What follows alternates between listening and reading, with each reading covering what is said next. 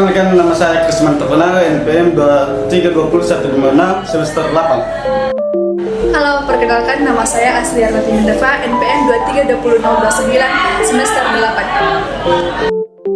Halo, perkenalkan nama saya Arman Santo Areva, NPM 2320028 semester 8. Hai, perkenalkan nama saya Yukarni Telombanua, NIM 2321481, saya semester 6. Halo, perkenalkan nama saya Adis Putra Dovan Loli, NPM 2319004, semester 10. Halo, nama saya Rizka Ratna Putri Lase, NIM saya 2321349, semester 6.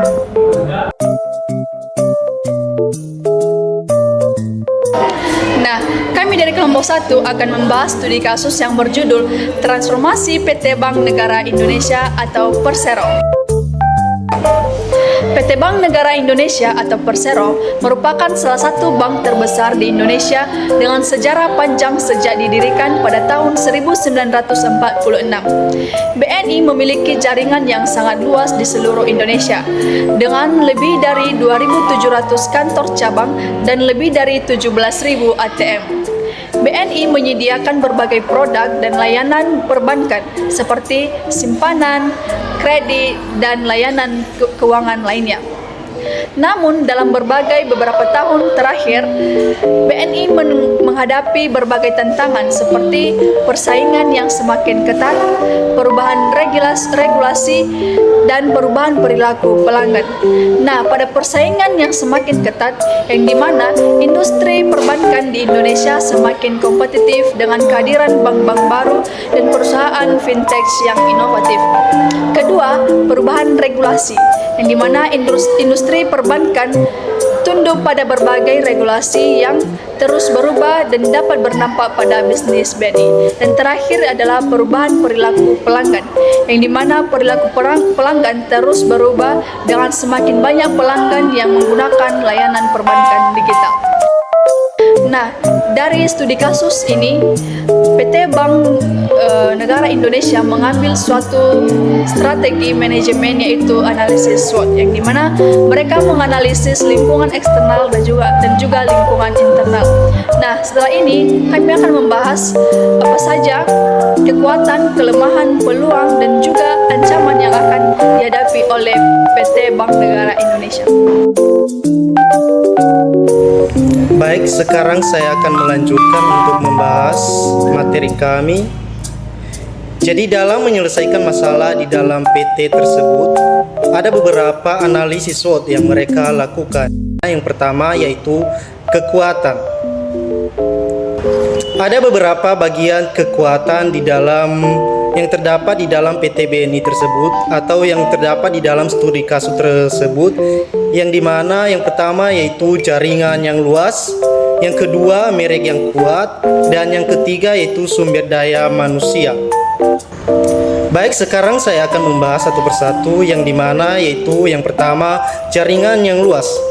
Ada beberapa bagian jaringan yang luas ini, yaitu yang dimana yang pertama jaringan sosial.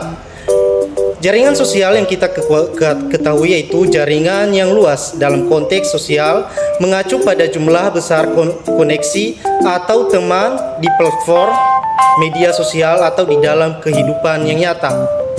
Bagian yang kedua di dalam jaringan yang luas ini yaitu jaringan bisnis, di mana jaringan bisnis ini adalah jaringan yang luas dalam bisnis dapat merujuk pada jaringan kontak atau hubungan bisnis yang luas yang membantu dalam mencari peluang baru atau kemitraan atau dukungan. Bagian yang ketiga di dalam jaringan yang luas ini yaitu jaringan komputer.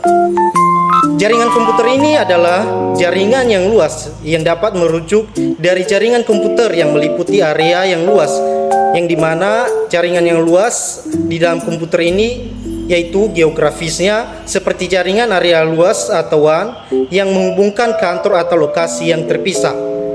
Yang keempat yaitu yang terdapat di dalam jaringan yang luas ini yaitu jaringan transportasi, di mana jaringan transportasi ini adalah jaringan yang luas bisa merujuk pada infrastruktur jalan, rel, atau udara yang mencakup wilayah yang luas atau negara.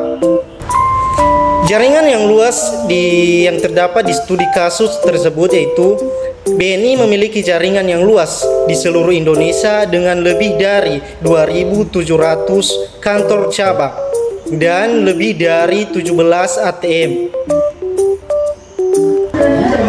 Kekuatan yang terdapat di bagian kedua di dalam analisis SWOT ini atau di dalam PT BNI tersebut yaitu merek yang kuat, yang dimana merek yang kuat di BNI ini memiliki merek yang kuat dan dikenal oleh masyarakat yang banyak.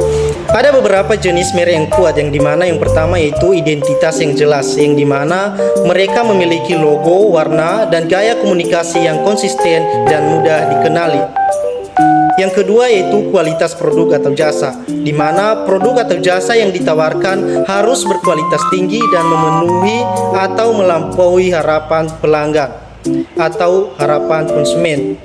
Yang ketiga yaitu kepuasan konsumen. Yang keempat inovasi, yang dimana inovasi ini mereka terus berinovasi untuk memenuhi kebutuhan yang berubah. Yang kelima itu nilai dan misi. Mereka yang kuat biasanya memiliki nilai dan misi yang kuat yang dapat beresonisasi dengan pelanggan mereka.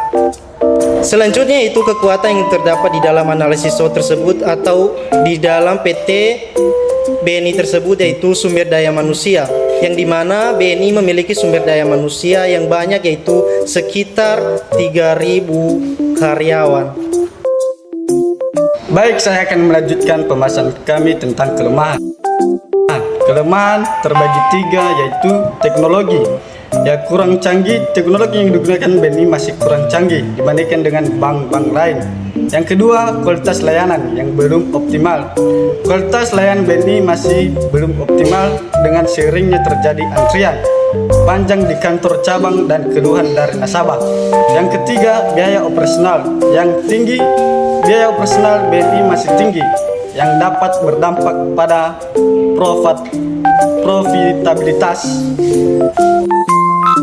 Baik teman-teman, selanjutnya kami akan menjelaskan peluang dari studi kasus yang telah kami dapat. Ada 3 peluang dari studi kasus yang telah kami dapat, yaitu yang pertama pertumbuhan ekonomi, di mana pertumbuhan ekonomi di Indonesia yang tinggi dapat membuka peluang bagi BNI untuk meningkatkan jumlah nasabah dan meningkatkan kredit. Yang kedua ada penetrasi internet yang tinggi. Penetrasi internet yang tinggi di Indonesia dapat membuka peluang bagi BNI untuk mengembangkan layanan perbankan digital. Dan yang ketiga ada perubahan regulasi, di mana perubahan regulasi ini dapat membuka peluang bagi BNI untuk memasuki pasar baru. Baik, kami melanjutkan materi dari pembahasan kelompok kami. Ada beberapa ancaman, yaitu 1. Persaingan yang semakin ketat. Persaingan di industri perbankan semakin ketat dengan kehadiran bank-bank baru dan perusahaan fintech yang inovatif. 2. Perubahan regulasi. Perubahan regulasi dapat berdampak pada bisnis BNI. Kemudian 3. Keamanan siber. Keamanan siber menjadi semakin penting bagi industri perbankan dan BNI perlu meningkatkan keamanannya untuk menghindari serangan siber. Nah, sekarang saya akan menjelaskan apa saja sih hal-hal yang sudah diterapkan di PT Bank Negara Indonesia dengan mereka memilih strategi manajemen analisis SWOT. Yang pertama adalah transformasi digital, yang dimana BNI melakukan transformasi digital dengan mengembangkan berbagai layanan perbankan digital seperti mobile banking dan juga internet banking. Kedua adalah meningkatkan kualitas layanan, yang dimana BNI meningkatkan kualitas layanannya dengan meningkatkan ketepatan waktu transaksi, mengurangi antrian di kantor cabang, dan juga meningkatkan kualitas layanan pelanggan. Yang ketiga, adalah penurunan biaya operasional, yang dimana BNI melakukan efisiensi biaya operasional dengan mengotomatisasi proses bisnis dan mengurangi jumlah karyawan. Dan keempat atau yang terakhir adalah ekspansi ke pasar baru, yang dimana BNI melakukan ekspansi ke pasar baru dengan membuka kantor cabang di luar negeri dan menjalin kerjasama dengan bank-bank lainnya.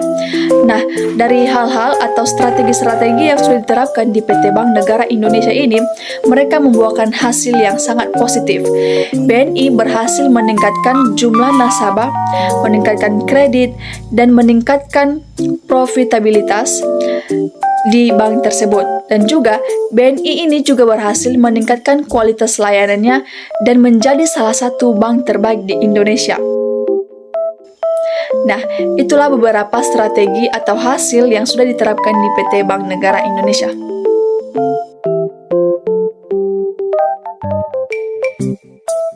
Baik, demikian saja penjelasan materi kami dari kelompok 1, dan kesimpulannya adalah studi kasus BNI menunjukkan bahwa transformasi strategis dapat membantu suatu perusahaan untuk mengatasi tantangan dan mencapai tujuannya. Dengan melakukan analisis SWOT yang mendalam, maka perusahaan dapat menerapkan strategi yang tepat sehingga perusahaan itu dapat mencapai kesuksesan. Terima kasih.